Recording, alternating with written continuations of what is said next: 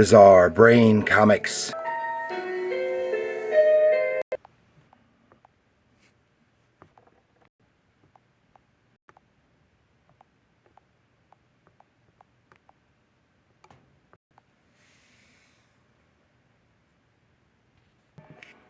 Hello, my comic book friends, and welcome to Bizarre Brain Comics. I am Magnus of the Feral Horde, and I am here to tell tales of heroes involved in daring do, danger, and saving beautiful damsels in distress. And this time,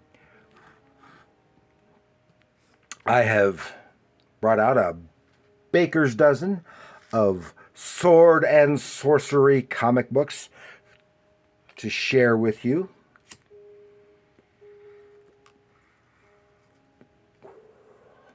And first of all, we're going to get these guys out of the way.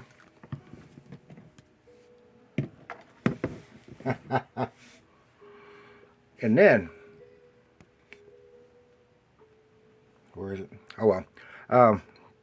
We're going to start off with some Robert E. Howard's great character, Kull the Conqueror. This is from 1973, 72.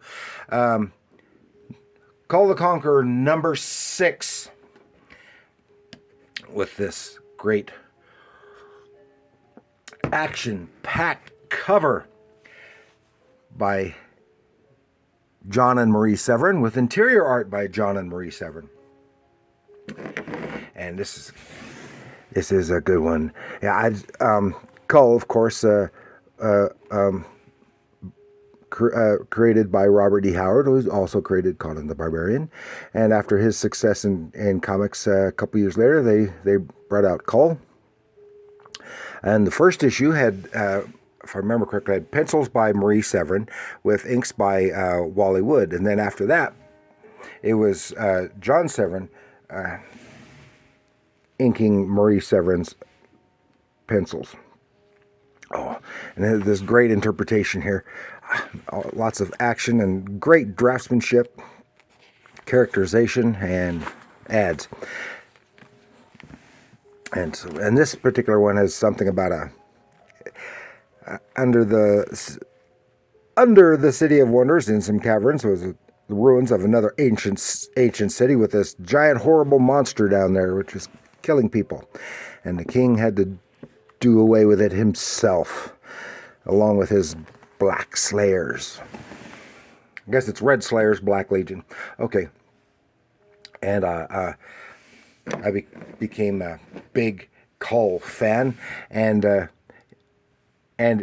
later when I got the book of featuring stories of Kull, this is the version of Kull that I always saw in my mind when I read those prose stories by Howard. Here we have issue number 9 of Kull the Conqueror. This first one was written by, well, they're both written by Jerry Conway. This is the Sword and the Scorpion, which is based on a Robert E. Howard story. The Scorpion God, Kull the Conqueror. Yeah, Jerry Conway did the script, adapting the Howard story. And this version of Volusia always really reminded me, made me think of historical Rome. Remember, Kull and Conan had an awful lot in common. They were barbarians. They were usurpers. Became kings of the most powerful kingdoms at their time,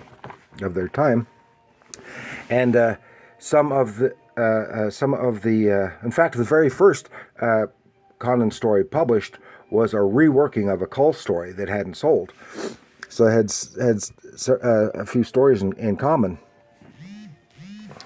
And here's this, Slay King Kull. Then we go to number 12, but here the title had changed to Kull the Destroyer. and when he's up against Thulsa Doom.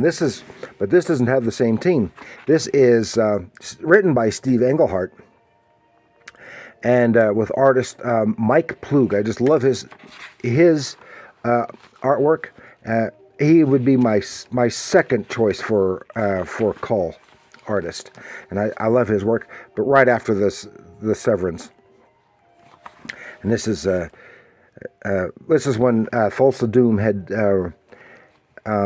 usurped Kull's throne, and he was imprisoned and then escaped and was on a long quest to regain the Topaz throne, which he eventually did. But he had many adventures along the way. Here we go to number 22 of Kull the Destroyer. Completely different creative team. Talons of the Devil Birds.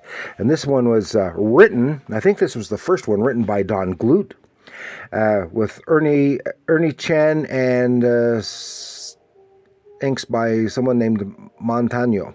And I really like the inking work on Ernie Chan's pencils. Actually, I think I like it better than most of Chan's inking on other people's. Now, one of the interesting things about this particular one is this female character right here. Now, Don Glut had and just come off. This is from 77. He had just come off writing for Gold Key, which he had created Dagar. Stay open. Dagar the Invincible, Dr. Spectre, and all those. But the key thing is that Dagar had a girlfriend named Graylin, and he taught her to be a fighter and a swordswoman, and then they broke up, and she took off on her own. Well, the thing is, he brought her over here to Kull. Something happened. She came from another universe. It doesn't explicitly say that, but it implicitly, well, it really implies it. And this is exactly how Graylin looked.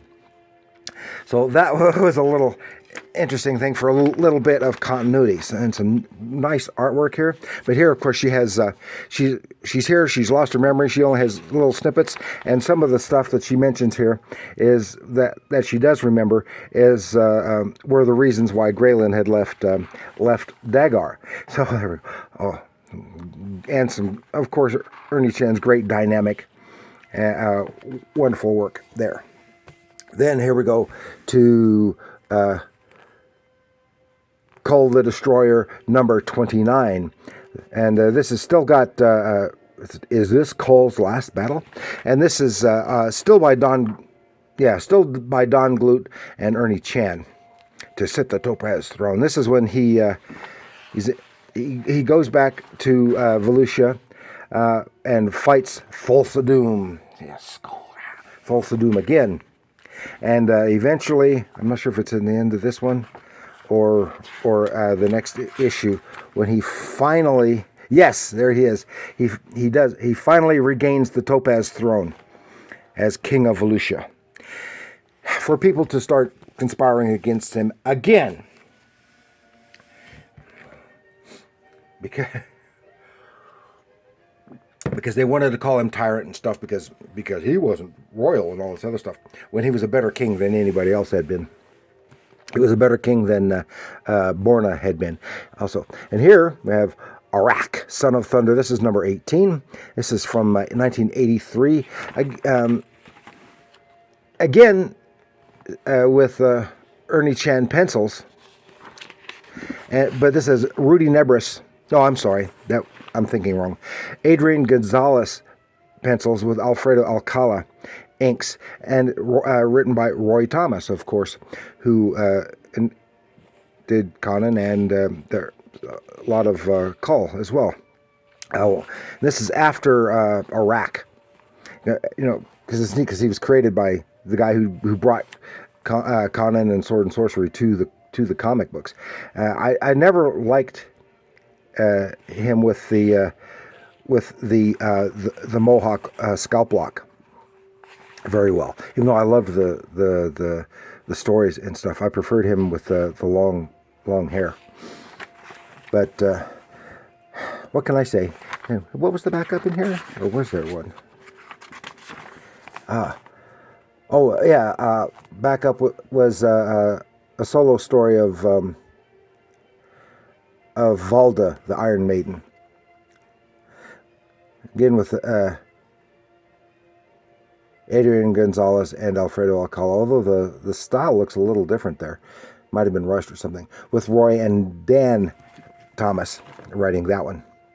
Assist from Roy's wife. Hakan of Ultima Thule. Then here we go.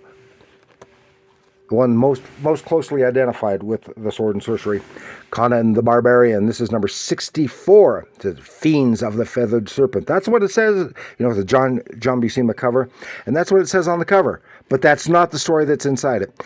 There must have been some kind of delay in that, and I presume that this was an either an inventory or it was reprinted from Savage Sword. This is from 76, written by Roy Thomas, but drawn by Jim Starlin.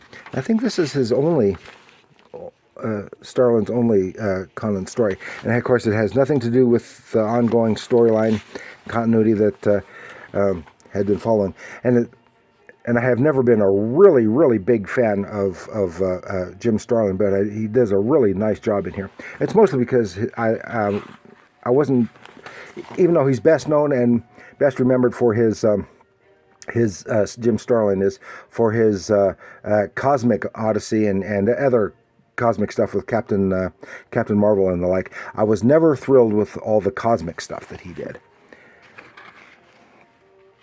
although I still enjoyed it when I read it. But all this art here, this really reminds me of his, because he started off with Shang-Chi, Master of Kung Fu, and it reminds me of that. This even looks kind of like Fu Manchu there.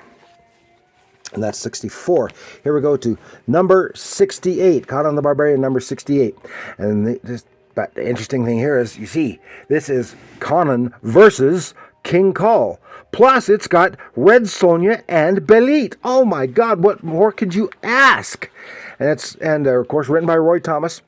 All art by John Buscema. That's pencils and inks. And so it's got some great stuff. And some kind of time travel, pocket time dimension, some weirdo stuff going on, which brings Conan and Kull together. And he had already been involved in stuff with both, of course, his long-time love. The love of his life was Belit, and the lust of his life was Red Sonja. And here they are together. And then we go to number 78. Conan the Barbarian, one of Conan's greatest, most requested epics, co-starring Red Sonja. So here we have no Belit, but this is after Belit died. But it does have Red Sonja again, and this is also based on a Robert E. Howard story, Curse of the Undead Men. John Buscema pencils, Roy Thomas writing, and then Pablo Marcos is the inker, and I really, really like the artwork with Pablo Marcos's inks on here. In fact, I think I like his inks on this better than I care for his pencils and inks of his own work. Just to my eye, his when he draws the stuff, I still enjoy his work in some other fantasy stuff, but it's kind of over exaggerated, and whereas this Buscema stuff has a certain grounding to it. Yeah, and there they are together, fighting. Oh, great. And of course, Pablo Marcos also did some later day Big Little books. And then here we go to make a big jump. Conan from 158. This is from the 80s. What year was this? 84. And this one interesting, of course, John Buscema art, but John Buscema also plotted this story, and Michael Fleischer did the dialogue. And Rudy Nebres did the inks. Did a nice, very commendable job. Made the Buscema's pencils very, very nice, very lovely, without destroying his style too much. But one of the things, I love the werewolf stories, and this is a werewolf story. Okay, then we go here to, what the heck is this? This is Swords of Valor #2. This is from A+ Comics, but all this is reprinting stories from Charlton Comics. And they're primarily, but not exclusively, sword and sorcery, but they're all in the vein. And you go like, look at this, great. It has a Frank Frazetta cover. And you think, well, this is just a second string, third string publisher, all just publishing reprint stuff. How did they manage to get a Frank Frazetta painted cover, even though it's a reprint of that? Well, this is how they did that, because on the back is an ad for stuff from the Frazetta Museum.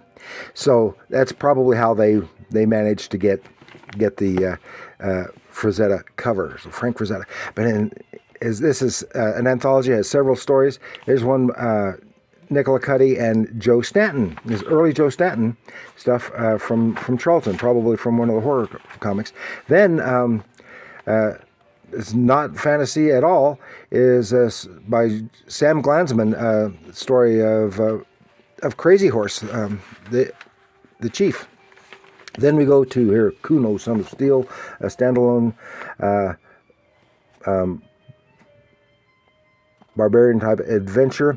This is drawn by Gene Day. It's some really nice stuff in here, and because both Dan and Gene Day did some really nice stuff, and they had worked together on Master of Kung Fu. It's some nice work, but here, if you're familiar, you notice he's getting, and especially in this spread, there's a lot of Russ Manning swipe in here, both stylistically and artistically. You can really recognize it. It's a mixture, and that's not necessarily a bad thing. It's just recognizable. Then we go to this other one. I don't know who did this one. Shiraz, an historical adventure story. Then another little fantasy story that I don't know here. And here we have Thane of Bagarth. This was actually a continuing storyline from various Charlton titles, and including they had one or two issues of Thane solo. And but this is drawn by early stuff by Jim Aparo, later best known for his work on Batman at DC. And then overall, this is Wayne Howard, who did a lot of the horror stuff from Charlton. And of course, he had worked with Wally Wood, and his style really reflects Wally Wood. But I think he's also done a lot of swiping of Pat Boyette in this particular story, because there's a lot of little things that just looks like these winged figures and stuff. Looks like Pat Boyette. And that's obviously Wally Wood inspired there. And then the thing about Robin Hood afterwards, and that is a really nice little treasury. Then here we go for several years. What year was this? I've forgotten now. 96. 94. For a while, Marvel had got licensed to do a mini-series of Prince Valiant, Hal Foster's Prince Valiant, in the days of King Arthur. It's not necessarily sword and sorcery, with a Mike Kaluta cover. But the interior art by John Ridgway and plotted by Charles Vess. And I think it seems like Ridgway had done some of the comic strip in the newspaper strip for a bit of time too. I may be misremembering, but it's some beautiful artwork, and it isn't necessarily sword and sorcery, but he definitely fits it into that category because, well, it's in the legendary non-existent historical time for one thing, and it does and if not in this story, in others, it does include magic, magicians, and the like. So it makes it sword and sorcery as far as I am concerned. And this is some really, really beautiful stuff. But we're going to finish up with, from Pioneer, the official Prince Valiant by Hal Foster. Yeah, this one is reprinting the real thing. Hal Foster's Prince Valiant. Oh, and it's beautifully rendered. I mean, so... and the story well told, of course. The captions instead of dialogue balloons, more of the theatrical staging for the illustrations and the like, and just fantastic draftsmanship and great, breathtaking adventure stories, as well as breathtaking scenes and the like. Wonderful stuff, really wonderful stuff, and the influence is undeniable for comics across the board with Hal Foster's work, both with Tarzan and later Prince Valiant. But none of these other sword and sorcery comics could have been produced without Hal Foster's Prince Valiant being so successful. So that's what I've got for you this time, with a little view of some sword and sorcery comics. And I do want to thank you for joining me. Please like, share, and subscribe. And do leave a comment. How much do you love this sword and sorcery stuff, huh? Let me know in the comments below. And remember, comics are art.